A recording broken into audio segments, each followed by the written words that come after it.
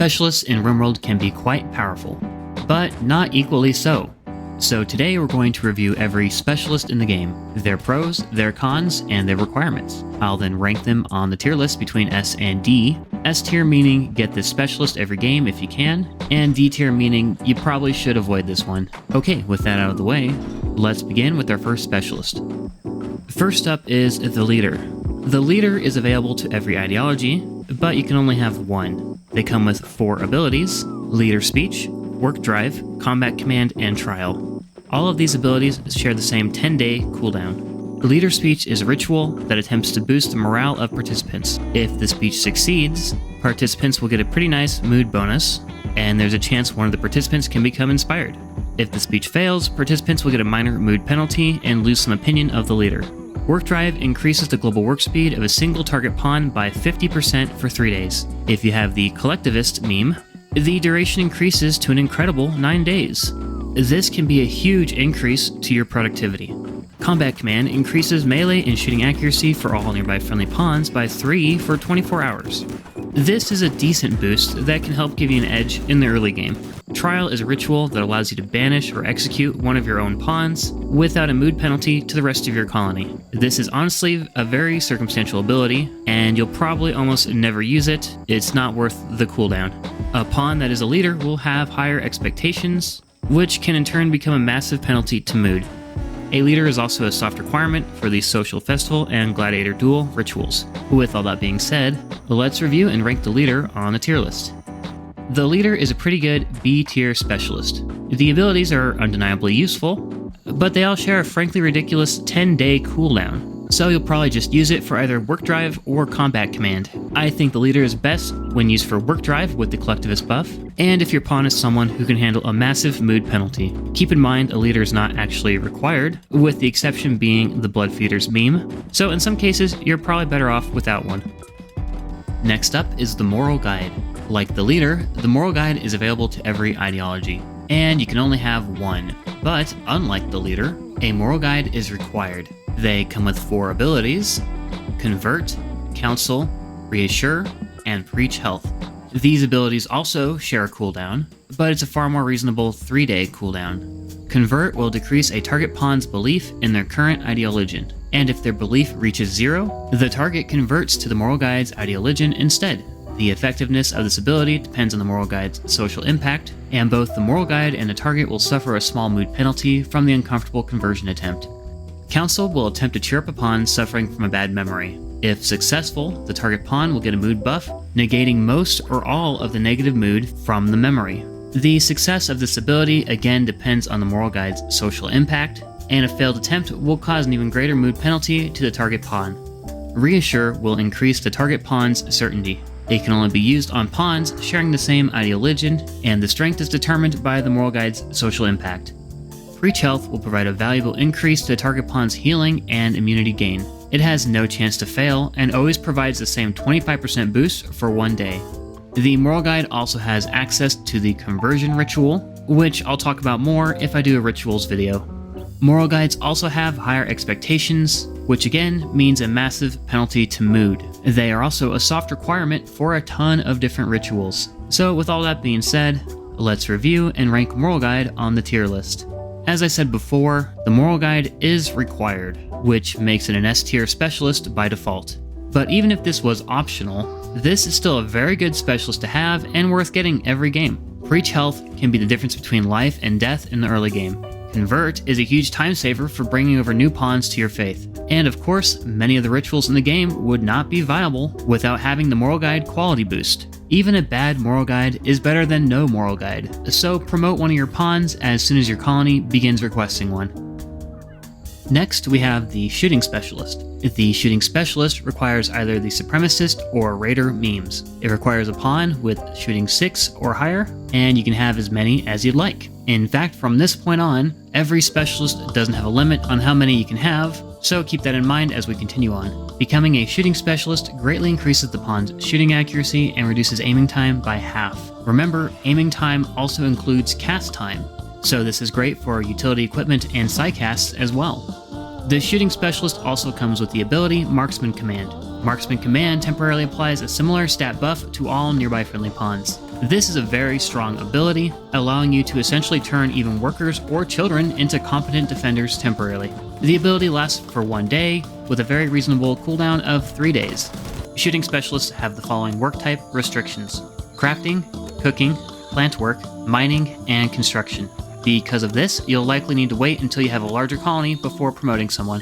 With all that being said, let's review the shooting specialist and rank it on our tier list.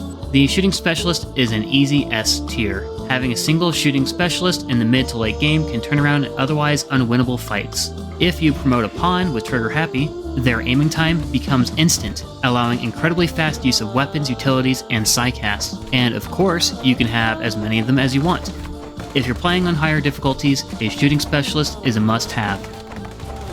Next, we have the melee specialist. Just like the shooting specialist, it requires either the supremacist or raider memes, and requires a pawn with a melee skill of 6 or higher. Becoming a melee specialist greatly increases the pawn's melee accuracy and melee dodge chance. It also gives the ability Berserker Trance, which gives the specialist an even further boost to melee accuracy and melee dodge chance, but it also reduces pain to 10%, and you lose control of the pawn for the entire duration of the ability, which lasts about 2 minutes. Melee specialists have all the same work restrictions as shooting specialists, plus they can't do hunting or shooting. With all that being said, let's review and rank the melee specialist on the tier list. The melee specialist is a D tier specialist. Unlike Marksman Command, Berserker Trance only provides a buff for the specialist itself, and losing control of your melee fighter is often a recipe for disaster. There is a very niche use case for the melee specialist in the current version of the game, and that is when you're being overrun by hundreds of shamblers. But otherwise, this is just a waste of a specialist. Moving on to the Research Specialist. The Research Specialist is only available to transhumanists, and requires a pawn with intellectual skill of 6 or higher. Becoming a Research Specialist increases the research speed and hacking speed of the pawn by a whopping 70%.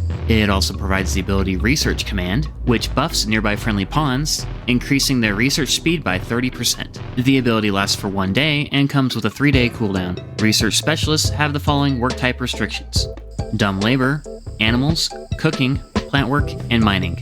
With all that being said, let's review and rank the Research Specialist on the tier list. The Research Specialist is an easy B tier. The research speed boost is pretty significant, and can allow you to speed through the early game tech tree. The hacking speed is also very useful for drone hacking events, and best of all, the work type restrictions are completely reasonable. The value of the Research Specialist falls off a cliff once you're finished with research, but until then it's a pretty solid option for your colony.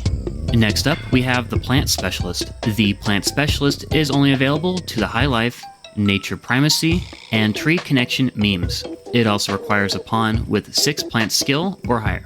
Becoming a Plant Specialist gives the pawn a whopping 70% increase to plant work speed, and a pretty sizable 30% boost to plant harvest yield. The Plant Specialist also comes with the ability Farming Command, which boosts the plant work speed of all nearby friendly pawns by 40%. The ability lasts for a day and has a 3-day cooldown. Plant Specialists have the following work type restrictions: animals, crafting, cooking, construction, and mining. With all that being said, let's review and rank the Plant Specialist on the tier list. The Plant Specialist is going on A tier. It can be very difficult to keep up with all your plant work in the late game. Having a Plant Specialist not only allows you to handle larger farms with fewer pawns, but you can also have smaller farms thanks to higher yield bonus. The bonuses also apply to wild plants, such as berries and trees, but for some reason it doesn't improve the pruning speed for the garland tree. If it did, this would be an S tier specialist. It's hard to recommend the Plant Specialist in the early game, due to all the work type restrictions, but otherwise this is a solid specialist that really shines in the mid to late game. Next up, we have the Production Specialist. It's only available to the Human Primacy meme, and requires a pawn with either 6 construction skill or 6 crafting skill. Becoming a Production Specialist gives the pawn a whopping 50% increase to construction speed and general labor speed. It also gives an automatic +1 to the quality of constructed buildings and crafted items. The Production Specialist also comes with the ability Production Command, which provides a buff to nearby friendly pawns, increasing their construction speed by 40% and general labor speed by 20%. The buff lasts for 1 day with a 3-day cooldown. Production Specialists have the following work type restrictions: dumb labor, animals, cooking, plant work, and mining. With all that being said, let's review and rank the Production Specialist on the tier list. The Production Specialist is, without a doubt, an S tier specialist. and undeniably the best specialist in the game for one big reason: that quality +1 boost. A production specialist can constantly pump out masterwork and legendary quality items. This turns flak armor into the equivalent of marine armor, gives weapons the penetration needed to shred mechs, and makes items so valuable that you can clean out traders and buy alliances with anyone you want. A production specialist is a huge boost to your colony in every way, and you should definitely consider having one every game. And now we have the mining specialist. The mining specialist requires either the darkness or tunneler memes, and a pawn with a minimum mining skill of 6. Becoming a mining specialist increases the pawn's mining speed by 70%. It also grants the mining command ability, which increases nearby friendly pawn mining speed by 40%. The ability lasts for 1 day and has a 3-day cooldown. The mining specialist has the following work type restrictions: animals, crafting, cooking, plant work, and construction. With all that being said, let's review and rank mining specialist on the tier list. The mining specialist is a solid C tier specialist. Mining becomes essential during the late game, and I typically have at least one pawn dedicated just to mining, but there are so many options in game to boost your mining already. The mining specialist is best for tunnelers who want to hollow out a mountain early on, but otherwise it's hard to recommend this specialist over other options. And now on to the animal specialist. Animal specialist is available to the rancher in animal personhood memes, and of course it requires a pawn with animal skills 6 or higher. The animal specialist doubles the chance to tame and train animals, as well as greatly reduces the chance an animal will trigger revenge during either hunting or taming. The animal specialist also gains the ability Animal Calm, which will calm manhunting animals that don't have Scaria. Animal specialists have the following work type restrictions: crafting, cooking, plant work, mining, and construction. With all that being said, let's review and rank Animal Specialist on the tier list. Animal Specialist is at best a D tier specialist.